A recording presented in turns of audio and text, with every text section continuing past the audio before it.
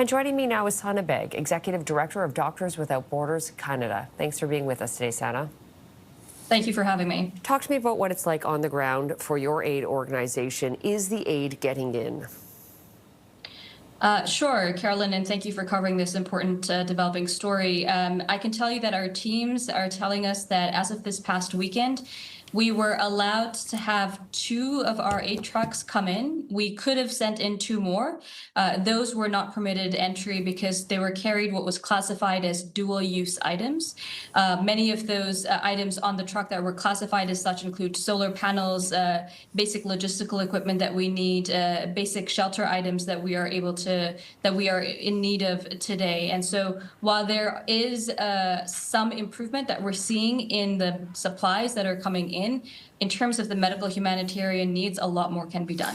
What do you make of the fact that the Israeli government has said we're only going to let half of the number of aid trucks through the Rafah crossing on account of the fact that there is a delay in returning all of the bodies of the deceased hostages?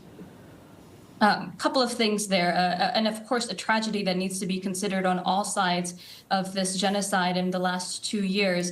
But really, you know, the right to humanitarian aid is enshrined in international humanitarian law and should have never been a consequence of the war. So it is unfortunate that there continues to be an instrumentalization of aid, and honestly, as if the Palestinian civilians in Gaza have not had enough for the past 2 years.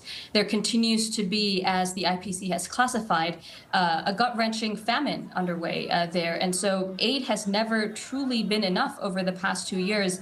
And instead of allowing aid organizations like ours to catch up, what we're seeing, as you've pointed out, is a continued curtailment of that aid. Instead of catching up, we're seeing even more cuts. Sana, a lot of the images that we're showing our viewers across the country right now show Gaza that has been absolutely flattened. So how do physicians like those who are volunteering with Doctors Without Borders administer health care when facilities like hospitals are now piles of rubble?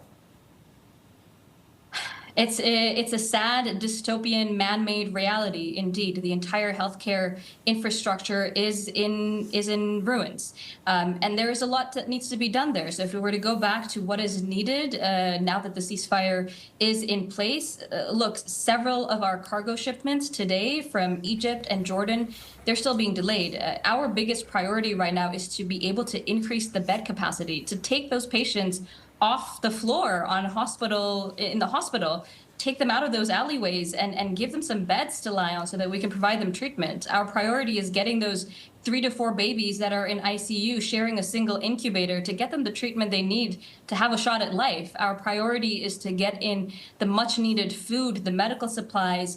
Look, we've been able to navigate the complex environment that has been created for us over the past 2 years, but there's so much that needs to still be refueled, repaired, restructured, rebuilt, and we need a massive scale up to be able to do that. And to be able to do that with who is our existing workforce today. These are doctors for whom home is the humanitarian context themselves. You know, much of our 1,000 plus staff that is operating in Gaza are local Palestinians, locally hired staff, and 100 odd so come from around the world, including Canada. So these are people that are living through the real tragedy that we're seeing live streamed on our devices and across TVs. And they're the ones that we're relying on, and they're the ones donating their own blood. They're the ones coming in hungry as they're trying to treat patients. They're the ones with their sweat dripping on operating tables because of a lack of fuel and us unable to operate in those conditions.